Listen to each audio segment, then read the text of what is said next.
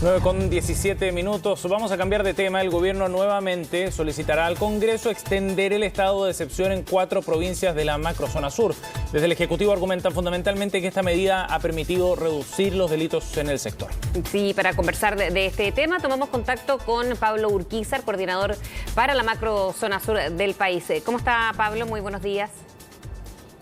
Muy buenos días, Teresa. Muy buenos días, Sebastián. Me encuentro ocupado precisamente a propósito del estado de emergencia y obviamente todos los hechos positivos y los negativos, ¿cierto?, que han ocurrido en esta última semana. Sí, ¿qué balance hacen? Porque se sigue pidiendo extender un estado que, si bien al principio ha sido polémico, ¿el balance hasta ahora amerita pedir nuevamente una extensión, Pablo?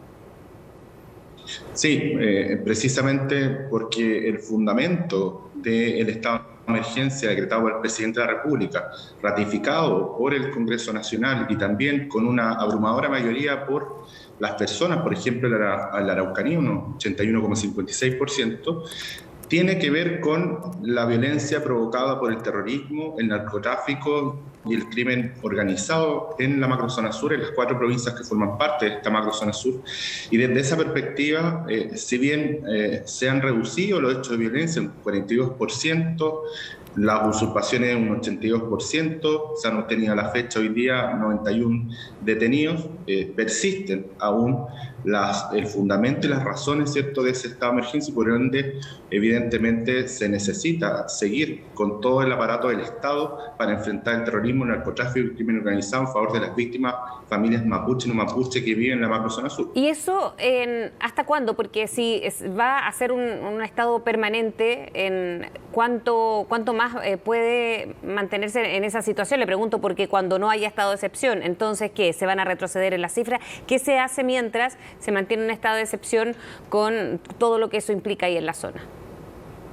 Nosotros tenemos un plan A y un plan B. Evidentemente el plan A lo conocemos, lo hemos difundido en varias ocasiones, una estrategia disuasiva, una estrategia de visualización y una estrategia también de intervención que ha dado los resultados que recién mencioné, pero también hay un plan B en caso de que efectivamente se rechace por parte del Congreso Nacional este estado de emergencia. Ahora la pregunta es ¿hasta cuándo? Bueno, cada semana y cada periodo se va a ir evaluando y se va a ir analizando en concreto cómo se va avanzando sustantivamente en orden a desarticular las orgánicas radicalizadas y terroristas en la zona para efectos de poder dar mayor tranquilidad a las personas en la macrozona sur. Pero mientras entonces los números lo respalden, ¿esto podría permanecer como una medida permanente?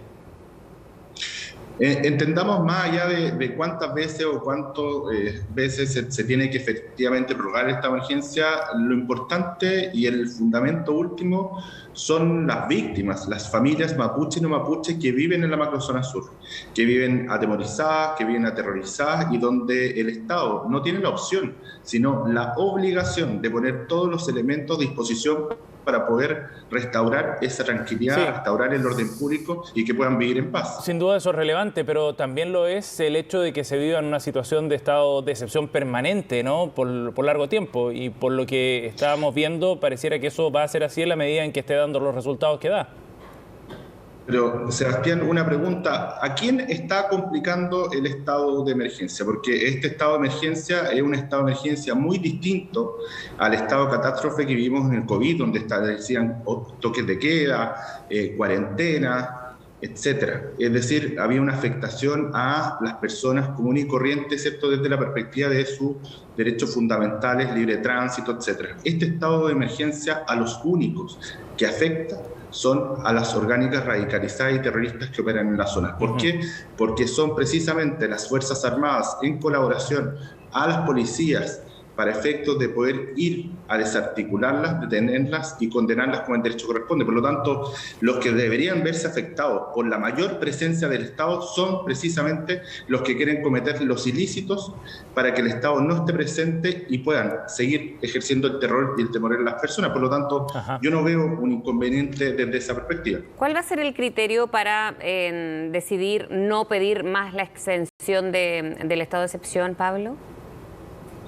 El criterio es el fundamento en virtud del cual se sustenta el estado de emergencia. El fundamento en virtud del cual se sustenta el estado de emergencia es un aumento sustantivo en los hechos de violencia vinculados al terrorismo, el narcotráfico y el crimen organizado. Recordemos que en comparación al año 2020, cuando el presidente lo decretó, existía un 46% más de hechos de violencia. Me preguntaban, por ejemplo, en otras zonas del país, por ejemplo, de la macrozona sur, los lagos o los ríos, si efectivamente se podía extender el estado de emergencia, pero por ejemplo en los lagos nosotros lo que vemos a la fecha es un 47% menos de hechos de violencia, por lo tanto no hay un fundamento jurídico constitucional que permita sustentar un estado de emergencia. ¿Por qué? Porque no existe el estado de emergencia preventivo desde la perspectiva de la Constitución, pero en el caso de la Araucanía y la provincia de Biobío y Arauco es claro que pese a todas las acciones del Estado subsisten precisamente esos hechos de violencia, terrorismo, narcotráfico y crimen organizado. ¿Y hay alguna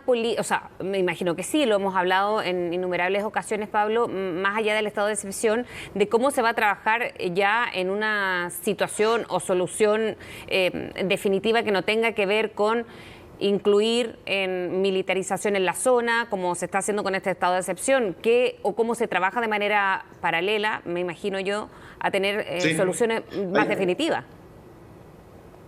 Sí, son dos cosas que son distintas, ¿cierto? Una cosa es la violencia vinculada, ¿cierto?, al narcotráfico, al terrorismo, al crimen organizado, y que en eso no hay ninguna duda que hay que poner todos los elementos del Estado para poder desarticular esa orgánica radicalizada y terrorista.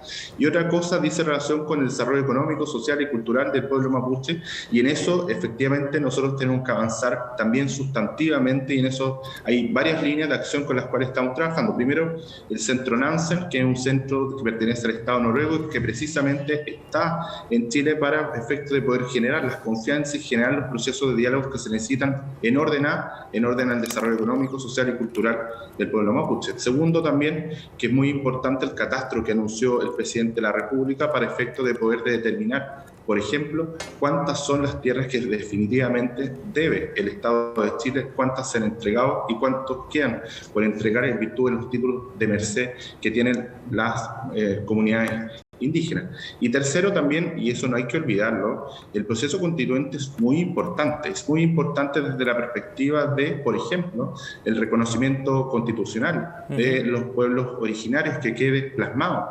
precisamente en la Constitución y así una serie de otros derechos, y por lo tanto hay varias vías con las cuales se está trabajando, y recordemos que nuestro gobierno termina el 11 de marzo y viene otro gobierno, pero esto no es una político partidista, si uno lo podría decir, sino más bien en una política de Estado, y desde esa perspectiva lo que esperamos es tener una visión a corto, mediano, pero también a largo plazo que permita traspasar el gobierno de turno y dar las soluciones que la Araucanía y la macrozona sur necesitan.